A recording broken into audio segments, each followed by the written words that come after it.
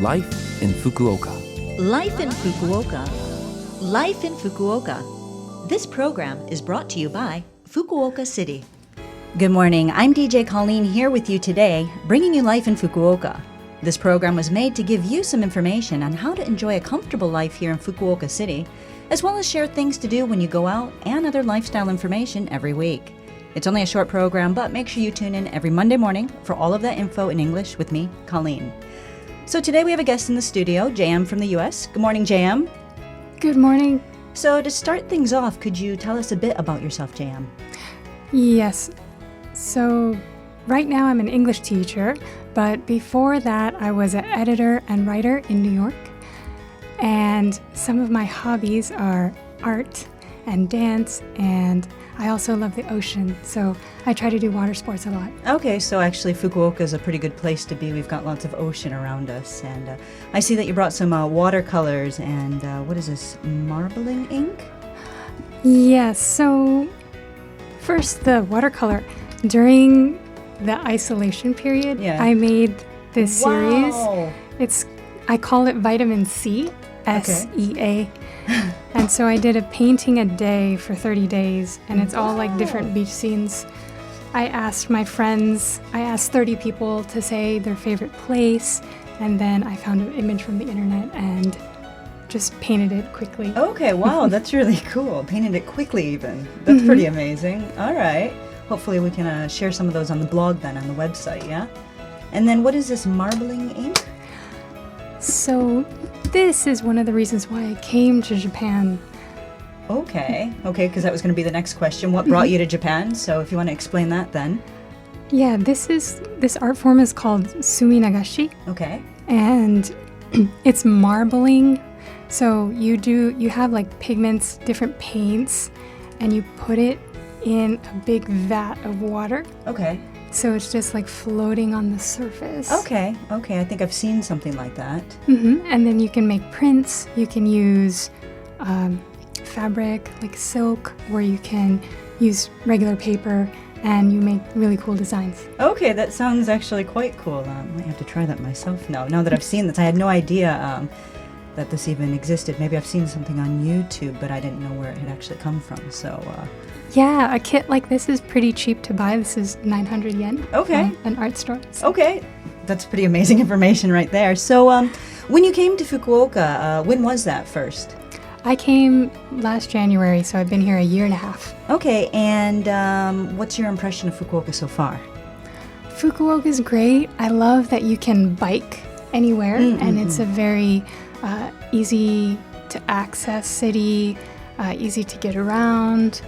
And I've also enjoyed hiking trips like in Itoshima or in the East area. Okay, so really getting out and kind of enjoying everything Fukuoka has to offer. Trying to explore as much as possible, yes. Okay, and when you came to Fukuoka, did you have any kind of like culture shock or anything like that? Culture shock. I had maybe 2 tracks of culture shock. Okay. The first one was with work. Before, I was living in New York, but I worked for a French company. Okay. And so we were working like 35 hours a week. Oh, nice. And I had a lot more energy. But once I came to Japan, it's like a lot of companies are overtime work style. So that was really hard getting used to at first. Okay. So that was one. What was the other one? And the other one is fashion. So one example that I can think of for fashion is, in America we call it twinning. And I think here it's called pair look. Okay, yeah, like the couples kind of thing, or even like best friends, yeah? Yeah. So seeing people dressed alike and that like being so popular, I was surprised. Okay. Yeah, I've actually noticed it, but I guess I've been here a while, so it's just kind of passed right over me, and so I just don't really notice things anymore. But you mentioned that. It's actually, it's cool. It's fashion. So you said that you are teaching English. Is that the only thing that you do? Well, now I do have several part-time jobs, and I'm starting these, I'm starting a new meetup for women. Okay. It's called Ganbatte Girl. Okay. And what it is, it's confidence coaching for women. So if English is not your first language, You don't have to necessarily be Japanese. And you just want more practice and you want to gain confidence and maybe not feel so shy when speaking English. Yeah. So I'm trying to do all women's groups centered around that. Okay, and so you said it's on Meetup, which is a website, meetup.com. Right, you can find it on Meetup. Just search Gambatte Girl. Okay, and that's just all in English and Romaji, yeah? Yes. Okay.